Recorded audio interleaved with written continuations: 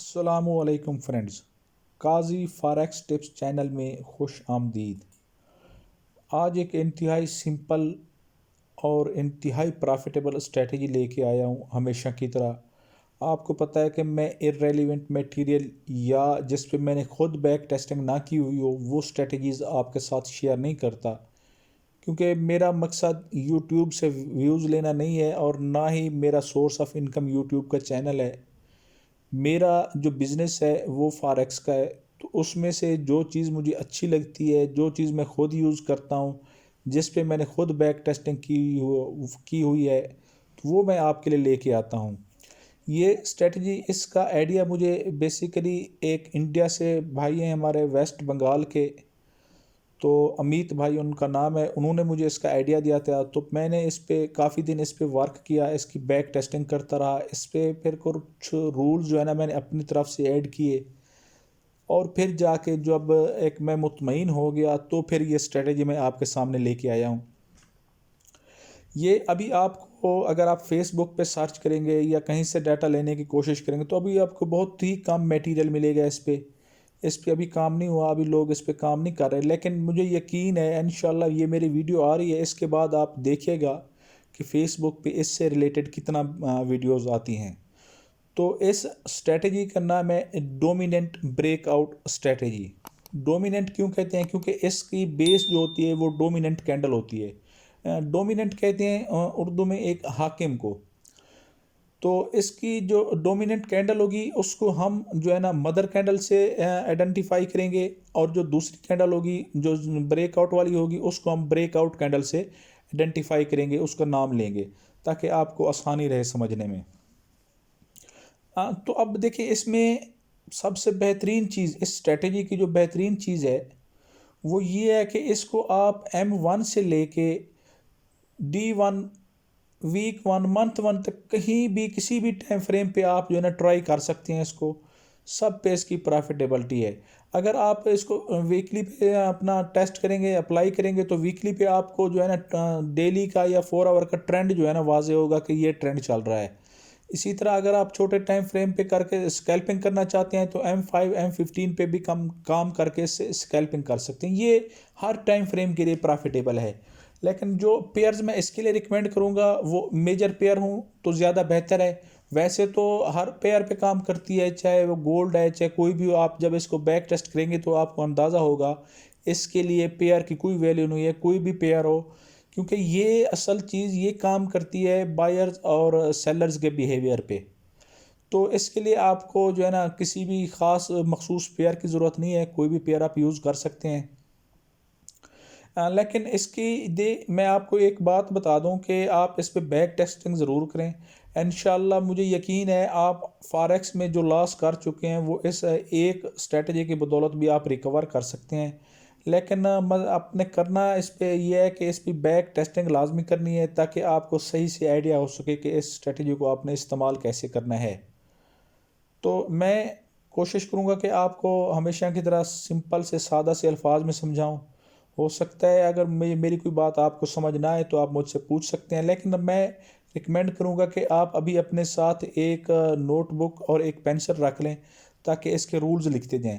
Simple rules हैं इसके, कोई इतना डिफ़िकल्ट रूल्स नहीं है, लेकिन टेक्निकल हैं। टेक्निकली जो है ना आपको इस पे वर्क करना पड़ेगा, इसके टेक्निकल पॉइंट्स को समझना पड़ेगा, तभी ये जाके आपको स्ट्रेटजी समझ आएगी। तो इस पे मैं डायरेक्ट ही अभी स्ट्रेटजी की तरफ ही आता हूँ ताकि आपका टाइम ज़्यादा ज़ाय ना हो। लेकिन मैं रिकमेंड करूँगा कि आपने इसका कोई भी हिस्सा स्किप नहीं करना। तो स्ट्रेटजी बेसिकली क्या है, ये देखें, ये एक आपके सामने एक मैंने तस्वीर दी हुई है। ये वर्ड में मैंने फ़ाइल बनाई हुई है ताकि आपको समझाने के लिए जो है ना मैंने इधर बना दी है।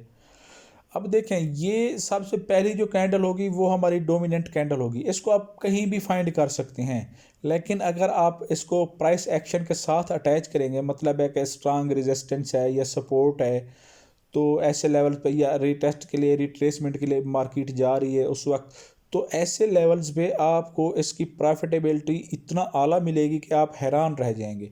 इसको बेहतर है कि प्राइस एक्शन के साथ ही अटैच करें, लेकिन अगर प्राइस एक्शन के साथ अटैच नहीं करते तो भी ये आपको प्रॉफिट तो देगी। मंथ के एंड पे, यानी कि अगर आप इसको कंपैरिजन करेंगे तो आप ओवरऑल प्रॉफिट में ही होंगे। लेकिन मैं रिकमेंड करूंगा कि ज़्यादा प्रॉफिट के लिए आप इसको प्राइस एक्शन के साथ लाजमी अटैच करें।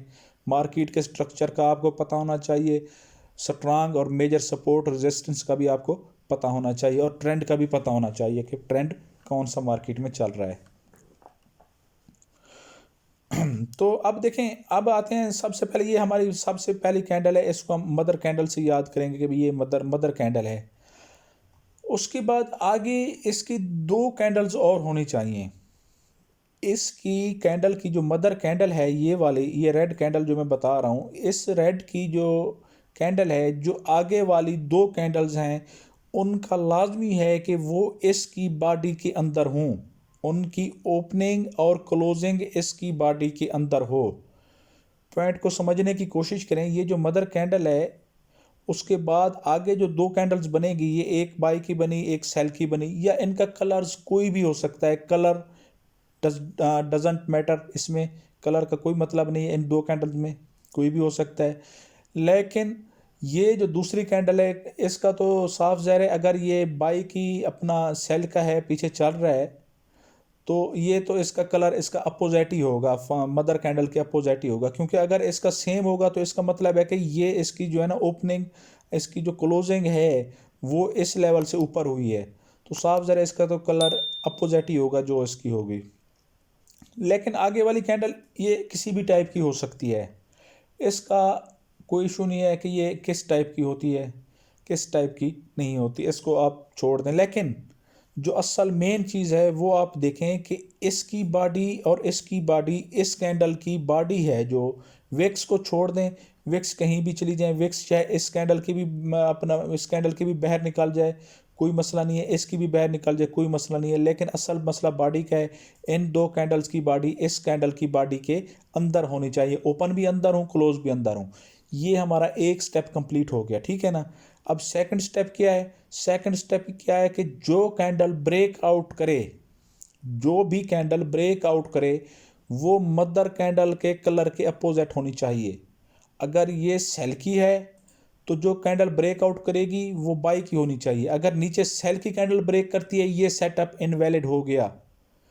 अगर ये ऊपर बाई की तरफ ब्रेकआउट करती है, ये वैलिड हो गया, ये एक वैलिड सेटअप है। इसी तरह अगर यहाँ पे बाई की है और ये जो ब्रेकआउट कैंडल होगी वो सेल की होनी चाहिए। अच्छा, इसमें एक और जो पॉइंट है वो ये है कि इसमें कैंडल्स की लिमिट कोई नहीं है, यानी कि दो कैंडल्स तो लाजमी है, मिनिमम दो कैंडल्स इसके लिए लाजमी है जो मदर कैंडल के अंदर होनी चाहिए। लेकिन आगे 10 भी बन सकती हैं, 15 भी बन सकती हैं, जितना भी कैंडल्स बन जाए, लेकिन जब तक इसका ब्रेकआउट नहीं होगा ये सेटअप वैलिड होगा। ब्रेकआउट उसकी अपोजिट कलर के कैंडल से होना चाहिए, तब वो ब्रेकआउट वैलिड होगा। इसी तरह सेम जो अपना सेल का सेटअप होगा वो इसके उलट होगा। ये बाई का सेटअप था, यहाँ से हम बाई की एंट्री लेंगे और यहाँ से हम इस सेटअप पे हम सेल की एंट्री लेंगे। वो मैं चार्ट पे आपको इसके टीपी एसएल वगैरह सारी चीज़ें मैं आपको क्लियर करके समझाऊंगा, ताकि आपको कोई आगे से मसला ना हो। अच्छा देखें, ये बाई की कैंडल बनी, मदर कैंडल, ये डोमिनेंट कैंडल, इसके बाद सेल की बनी, इसके बाद जो भी कैंडल का कलर हो बन गई, लेकिन इन दोनों की बॉडी इस कैंडल की बॉडी के अंदर ही है। तो जो थर्ड कैंडल बनी उसने ब्रेकआउट दे दिया, ये परफेक्ट सेटअप हमारा बन गया। 3 से ज़्यादा भी हो सकते हैं, 4 भी हो सकते हैं, 5 भी हो सकते हैं, नो इशू। ये आपको बेसिक कंसेप्ट आपका क्लियर हो गया। इसमें दो पॉइंट आपने नोट करने हैं, ठीक है ना। एक पहला पॉइंट जो है वो ये है कि आगे दो कैंडल्स बने, उनकी बॉडी ओपनिंग और क्लोजिंग जो उनकी है वो उसकी कैंडल के अंदर होनी चाहिए जो मदर कैंडल है। Colours doesn't matter, in candles के कलर का कोई वैल्यू नहीं है, अहमियत नहीं है, इसलिए इसको आप इग्नोर करें कलर्स को। विक्स की भी नो वैल्यू, अगर विक्स बाहर निकल जाती हैं तो भी नो इशू, लेकिन बॉडी इसके अंदर होनी चाहिए। जो दूसरा है, जब ब्रेकआउट हो तो वो उसकी अपोजिट कैंडल से हो, ये मदर कैंडल का उसका कलर अपोजिट होना चाहिए। ये दो रूल्स हैं सिंपल से, बस। इसके बाद आपने इसकी बैक टेस्टिंग और प्रैक्टिस करनी है तो आपको मज़ीद समझ आएगा। मैं आपको चार्ट पे जाके आपको जो है ना क्लियरली समझाता हूँ। तो अभी देखें, मैं ये गोल्ड के चार्ट पे आ गया। एक गोल्ड के एरेसेंट जो है ना मार्केट यहाँ पे है, तो मैं गोल्ड के चार्ट पे आ गया। गोल्ड के चार्ट पे आके मैं आपको जो पहले समझा रहा था, ये देखें, ये एक कैंडल बनी है सेल की, ठीक है ना। यहाँ पे ये आपको एक सपोर्ट लेवल भी नज़र आ रहा है, यहाँ पे एक सपोर्ट लेवल था। वैसे उसके बाद जो है ना मार्केट नीचे गई और सेल की कैंडल बनाई। अब देखें यहाँ से, अब मैं इसको मार्क कर दूंगा, ये सेल की कैंडल को, इसको मैंने बॉडी पे एक लाइन लगा दी, ठीक है, और दूसरी इधर बॉडी पे एक लाइन लगा दी। अब इसको देखें, अब इसमें कितना कैंडल्स हैं, ये 10 12 15 कैंडल्स हैं, हमें इससे कोई फ़र्क नहीं पड़ता। हमें ये चाहिए कि जितना भी कैंडल्स हों वो इसके अंदर होनी चाहिए, जो ब्रेकआउट वाली कैंडल हो वो उसका अपोजिट कलर हो। ये सेल की कैंडल है और जो ब्रेकआउट किससे हुआ, इस कैंडल से, ये बाई की कैंडल है। तो ये हमारा सेटअप वैलिड हो गया, इसके अंदर जितना भी कैंडल्स हैं नो इशू। अब इसका टीपी और एसएल कहाँ पे रखना है वो मैं आपको बता देता हूँ। ये टीपी और एसएल, इसका भी थोड़ा टेक्निकल तरीका है। देखें, इसके लिए हम फिबोनाची टूल यूज़ करेंगे। फिबोनाची टूल किस तरह यूज़ करनी है वो मैं आपको समझाता हूँ। देखें, फिबोनाची मैंने यहाँ से सेलेक्ट की फिबोनाची। अब जिस कैंडल ने ब्रेकआउट किया है, ब्रेकआउट कैंडल, ब्रेकआउट कैंडल, उसकी बॉडी से हमने स्टार्ट लेना है, ब्रेकआउट कैंडल की बॉडी से। ये देखें, ये ब्रेकआउट कैंडल है, इसकी बॉडी से मैंने स्टार्ट किया। नीचे कहाँ तक जाना है, जो नीचे लेवल बना हुआ है उसमें जिस कैंडल की विक सबसे नीचे होगी उस लेवल तक हमने जाना है।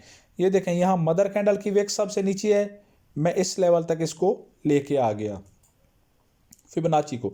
अगर मदर कैंडल के अलावा किसी और कैंडल की विक भी मदर कैंडल से बड़ी होगी तो हम अपनी फिबोनाची को वहाँ तक लेके जाएंगे।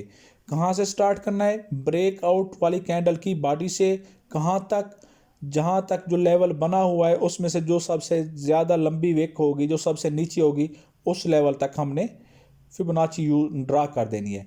अब इंट्री कहाँ पे लेनी है, इंट्री हम इस ब्रेकआउट कैंडल के क्लोज पे लेंगे। इसका एस एल कहाँ पे रखेंगे, इसका एस एल होगा हमारा ये लोएस्ट पॉइंट, इस पॉइंट से थोड़ा नीचे रखेंगे। और हमारा टीपी कहाँ पे होगा, हमारा टीपी होगा, पहला टीपी जो होगा ये अपना 1.61%, ये सॉरी 61%, या दूसरा 261। ये हमारे दो लेवल हैं हमारे टीपी के लिए, 161 या 261। ये ऊपर भी आप चलते जाएं तो भी आप 461 तक जा सकते हैं, लेकिन मैं जो रिकमेंड आपको करूंगा वो यही दो लेवल है, आप इन दो लेवल्स पे काम करें। अभी आपने यहाँ पे एंट्री लेने का भी अपना एक टेक्निकल मेथड है, इसको भी आपने ज़रूर फॉलो करना है।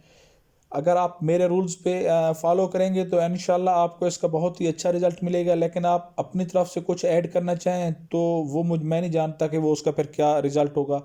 लेकिन यहाँ पे देखें, मैंने यहाँ पे एंट्री ली, मैं यहाँ पे मेरा अगर $200 का अकाउंट है तो मैं 0.01 की दो एंट्रीज लूँगा, 0.01 की दो एंट्रीज, क्योंकि इसके कम से कम जो मैं आपको टीपी लेवल बता रहा हूँ, कम से कम टीपी लेवल इसके दो हैं। तो जब मैं यहाँ से एंट्री लूँगा तो 1.618 तक जो मैंने अपनी पहली ट्रेड क्लोज कर देनी है, और जो दूसरी ट्रेड होगी उसको मैंने अपना स्टॉप लॉस ब्रेक इवन पे कर देना है। अब मैं प्रॉफिट में हूँ, चाहे ये मेरी ट्रेड क्लोज भी हो जाए, मैं ऑलरेडी प्रॉफिट ले चुका हूँ मार्केट में से। लेकिन अगर मार्केट दोबारा यहाँ तक जाती है अपने दूसरे लेवल तक तो ये मेरे लिए और बेस्ट है।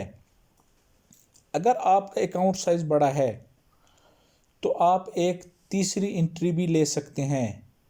अगर आपका अकाउंट साइज अच्छा है तो ये आपको, इसका एसएल भी कम होगा और टीपी भी ज़्यादा होगा। लेकिन अगर आप देखें, अगर आपका अकाउंट छोटा है, आप इतना 3 ट्रेड्स नहीं ले सकते अपने अकाउंट पे, तो फिर आपके लिए बेहतर यही होगा आप इसके सिर्फ रिट्रेसमेंट पे वर्क करें। जब देखें ये मार्केट नीचे आई, 50 के लेवल को टच किया, यहाँ 50 से हमारी एंट्री बनेगी। इसमें तकरीबन ऑलमोस्ट जो है ना ये अपना नीचे आती है 50 के लेवल को टेस्ट करने के लिए, इससे नीचे भी चली जाती है। लेकिन आपने 50 के लेवल से एक और पेंडिंग ऑर्डर लेना है, या इस पे जो है ना आप एंट्री अगर लें तो यहाँ से देखें आपका एसएल बहुत छोटा बन जाएगा और टीपी काफ़ी बड़ा बन जाएगा। ये इसके मेथड हैं टीपी और एसएल के। मज़ीद मैं आगे भी आपको समझा देता हूँ ताकि ये हाँ यहाँ पे देखें एक और पॉइंट देखें, यहाँ पे मैं इसको जूम इन करता हूँ ताकि आपको क्लियर से देखें। मैंने इस लेवल को मार्क कर दिया, ठीक है, ये लेवल, ये सेम इसके,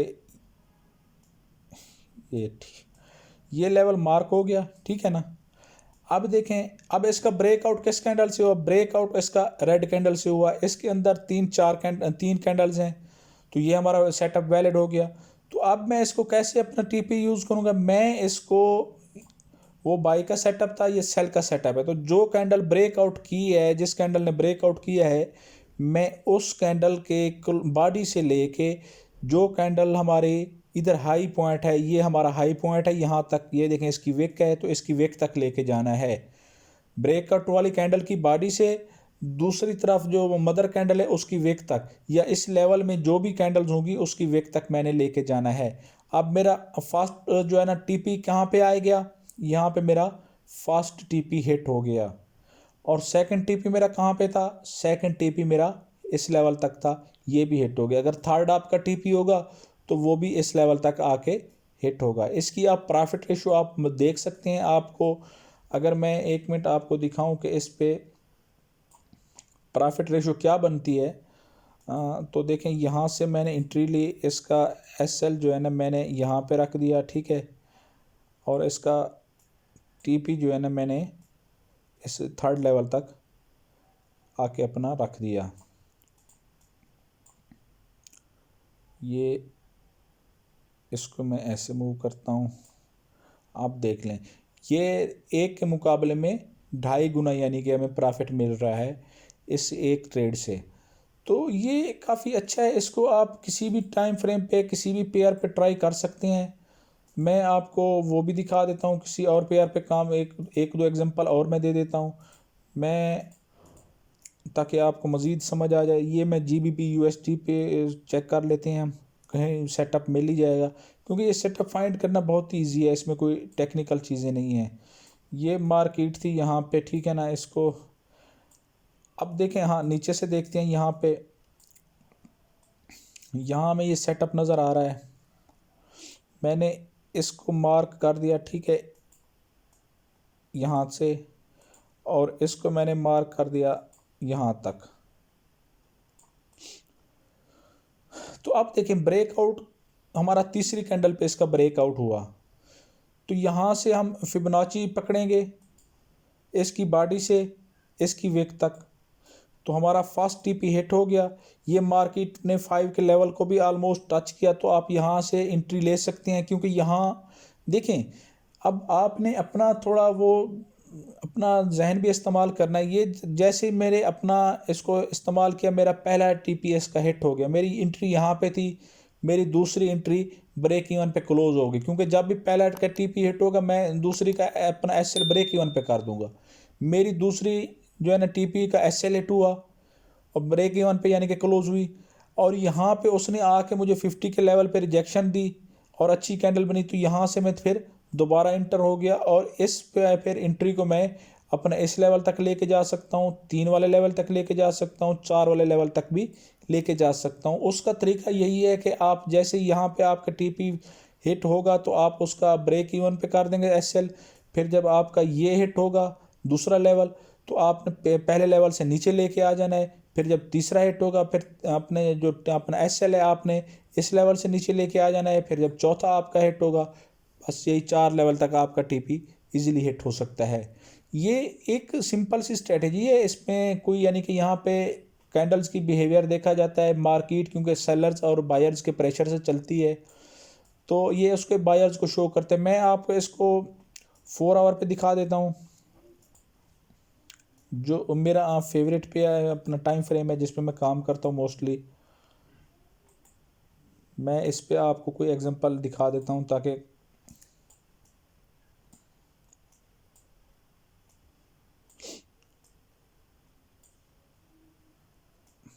हाँ यहाँ पे देखें,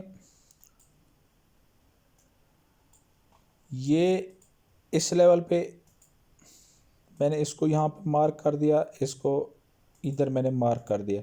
अब ब्रेकआउट हमारा किस कैंडल से हुआ, ब्रेकआउट हमारा इस कैंडल से हुआ, तो यहाँ से मैंने इसको फिबोनाची को पकड़ा, एंट्री ली और अपना एसएल जो है ना ये इन कैंडल्स के ऊपर कर दिया मैंने। एक मिनट, सॉरी, इसको जो है ना, हाँ ठीक है, ये फिबोनाची को मैंने यहाँ से पकड़ा इसका। अच्छा, अब देखें मदर कैंडल की विक छोटी है तो इस दूसरी जो कैंडल है उसकी विक बड़ी है, तो मैंने अपना फिबोनाची कहाँ तक ड्रा की, जहाँ तक दूसरी कैंडल है जिसका लेवल, जिसकी विक ऊपर निकली हुई है, मैंने उस लेवल तक किया। अब मेरा स्टॉप लॉस यहाँ पे हो गया, एंट्री यहाँ पे होगी, ठीक है। अब मार्केट ऊपर गई, यहाँ पे आके रिजेक्शन दी, आप यहाँ से भी अगेन जो है ना 50 के लेवल से इंटर हो सकते हैं क्योंकि अच्छी रिजेक्शन मिली है। आपकी 2 एंट्रीज हो जाएं या 3 एंट्रीज हो जाएं। अगर आप सिर्फ इसके रिट्रेसमेंट लेवल पे काम करना चाहते हैं तो आप इसी, जब लेवल पे मार्केट पहुंची तो आपने यहाँ से इंटर हो गए, फिर उसका TP1 हिट हुआ, फिर उसका TP2 हिट हुआ, फिर 3 और फिर 4, ये सारे इसके TP अपना हिट हो गए। तो ये देखें, ये एक इंतहाई सादा सी स्ट्रेटजी है, इसमें आपने सिर्फ चंद रूल्स ही फॉलो करने हैं, इसमें कोई इतना ज़्यादा आपको मुश्किलात नहीं आने वाली। लेकिन ये आप देखें, अगर आप मार्केट के स्ट्रक्चर को फॉलो करेंगे तो आपको बहुत ज़्यादा इसका फ़ायदा होगा। मैं RSI लगा देता हूँ, अगर देखें यहाँ पे आपको कहीं ना कहीं डाइवर्जेंस भी मिल जाएगी। अब देखें यहाँ पे, हाँ ये डाइवर्जेंस भी नज़र आ रही है आपको,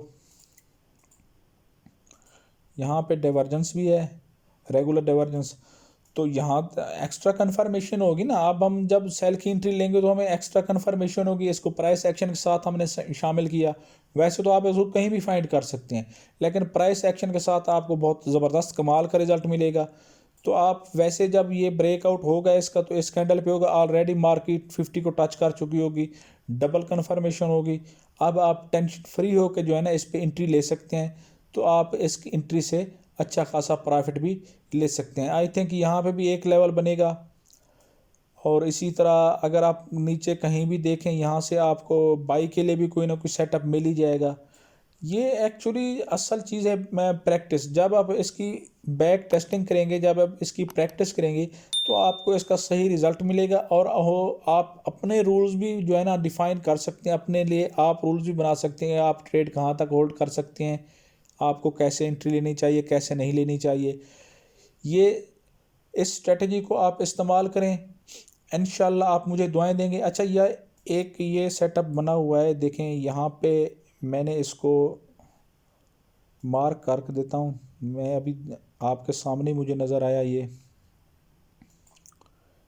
यहाँ पे देखें, ठीक है, यहाँ पे देखें, ये थर्ड कैंडल से जो है ना इसने ब्रेकआउट इसी सेम वही पॉइंट पे जो है ना ऑलमोस्ट है, तो यहाँ से भी आप एंट्री ले सकते हैं इजीली। आपकी एंट्री जो है ना अपने TP को हिट करेगी। देखें यहाँ से अगर मैं इसकी बॉडी से ड्रा करूँ और इसकी विक तक, तो ऑलमोस्ट ये तकरीबन इसका दूसरा जो लेवल है वो हिट हुआ है, वरना पहला लेवल तो हिट हुआ ही हुआ है।